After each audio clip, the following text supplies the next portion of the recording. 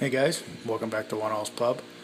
Alright, well, tonight's my first night with the Sebenza, the large Sebenza Insingo that I did the unboxing for earlier today. Thought I'd just do a quick first impressions video of it and let you guys know what I thought of it. Like I said in my unboxing, I'd never held one of these in my hand before, so it was with great interest and eagerness that I wanted to get a hold of one of these to compare it to some of the other knives that I have and that we all know and love. I will say that I was surprised at how big the Sebenza is, the large. I would say it was probably about 20% bigger than I expected it to be. I thought it was going to be more of like a gentleman's like type folder, but it's really not. It's actually a pretty big and beastly and heavy use, heavy built knife. I mean, it's not a dainty knife at all. It has very svelte lines and very looks like it's a very fine lined knife, but in reality it's actually very thick and very not thick, that's not really the word I'm looking for. It's just stout. I don't know, it's got a beefiness to it that kind of caught me unawares, but at any rate, pleasantly so. I mean, I'm not complaining about that. I'm just noting that it was a more significant or more substantial, that's the word I'm looking for, a more substantial knife than I expected it to be. By way of comparison, size-wise, I'll bring out a couple of kind of common folders here that we all kind of know and love. Focus, come on guys, there we go. There's the there's the pair two. You can see that really it's very similar in overall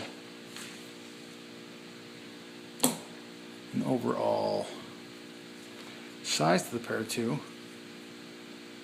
It's very similar in length, very similar in width, this way, of course narrower this way, weighs more, weighs about an ounce more probably.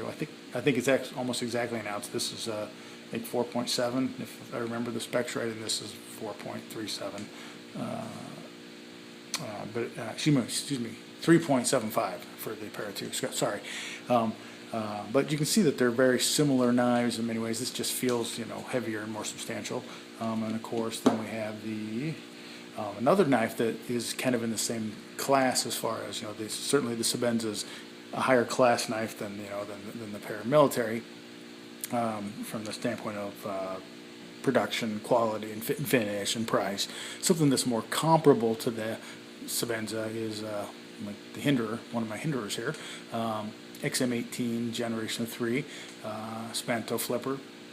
A little bit heavier now. This is like 5.6, I think, so it's a little heavier than the Sebenza. Size-wise, very similar overall. This Sebenza is a little narrower, but they're pretty comparable in length. It's funny because the Sebenza actually specs out as being longer or taller in this case, but when you put these two next to each other, it's really not. So we're talking very minor, differences here. So it just kind of depends on how you measure your knife, I suppose, from from maker to maker. But these two knives, this felt a lot more like this in the hand. I mean, it feels different. It's got the ergonomics are completely different. So I know when I say it feels in the hand, I don't mean that they have the same, tactility, but I mean just substantialness. It's just it's got that kind of heavy, solid feel to it that the Hinderer has, and I didn't expect that. I thought it was going to be kind of more of a lighter use, kind of a more, like I said, gentlemanly like folder that would just kind of fit into the hand and feel like something you would put in a suit or whatnot, but it's really not. It's actually really a significantly more substantial knife than I anticipated, and again, that's a good thing. As far as the Insingo blade, of course, I'm digging that big time. I have kind of a thing for Wharncliffe, sheep's foot style blades, so this when I first decided I kind of was maybe wanting to check out the Sebenza, it was really only the Insingo that I was interested in. The standard, drop point blade, on the Sebenza is fine. I certainly doesn't look bad and it looked very functional. I got nothing against it. It's just for me, I knew if I was going to get one, I'd want to get this. and I really wasn't even looking for one of these at the moment. I was actually looking at some other knives, significantly less expensive knives. But this appeared in the Cove on the USN, and was such a screaming deal that I just had to get it. As I mentioned in my unboxing video, because it was such a screaming deal, I thought when I got it, it would be, fairly marked up, have the typical, pocket marks, and, dings that, with all these knives get because of their sandblasted finish is so easy to mark up. So I fully expected that to be the case and was actually kind of looking forward to it because I thought, oh, then I don't have to worry about it. I can just throw it in the pocket and carry it. But you know what? It's not. It's absolutely flawless. This I can't imagine a new knife looking any different than this. It's absolutely perfect. So I basically got this at a significant discount, and it's a brand new knife. It really is. Even the edge still has the factory edge, and I don't think the thing's ever cut anything. Maybe some paper and some stuff like that. And actually, it came pretty sharp. I'm not disappointed in the edge on this. I'm not saying that maybe I couldn't cut it and do a little better. Here I got some phone book paper here on the side, but it's not bad. It's not bad. It's not a bad edge. And that's just push cutting right through that.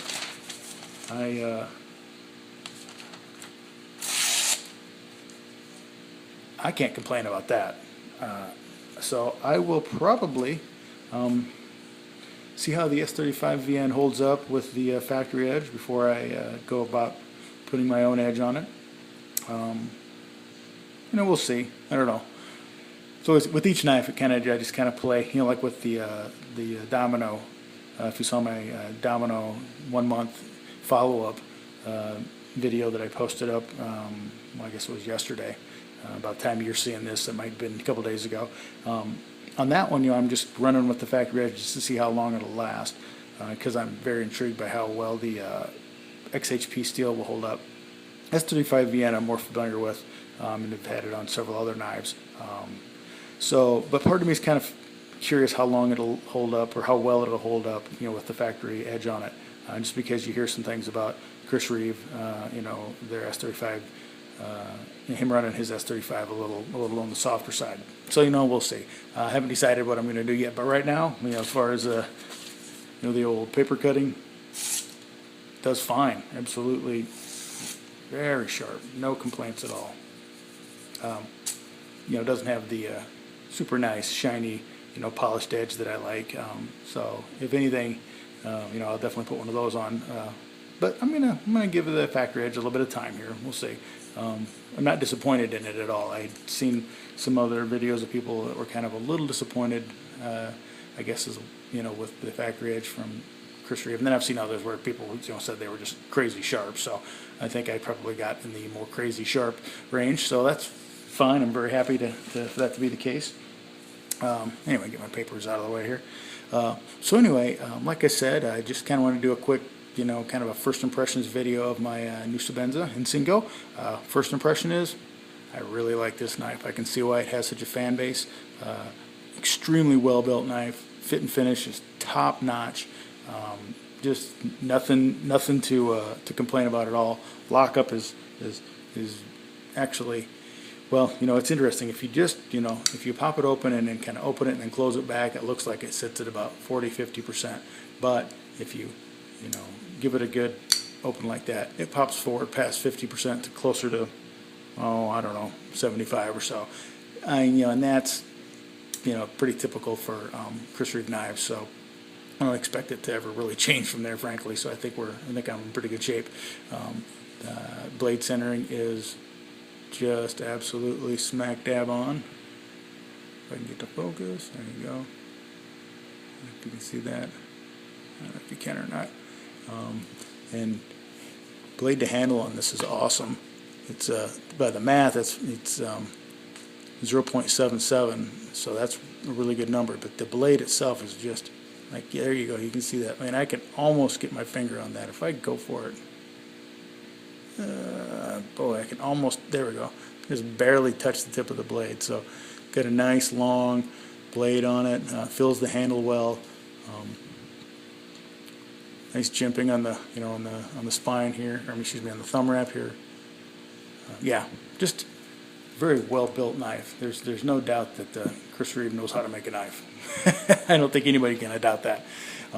Anyway, just wanted to, like I said, give it kind of my first impressions of it. So I'll probably try to do another one, in a few weeks from now after I had it for a while, and let you all know what I think of it after a little bit of pocket time, a little bit of use time. And yeah, I will use it. I don't collect knives. I pocket them, and they just happen to collect around my pocket. Anyway, thanks for watching, guys. That's 1 all's 2 cents. Keep the change. Sláinte.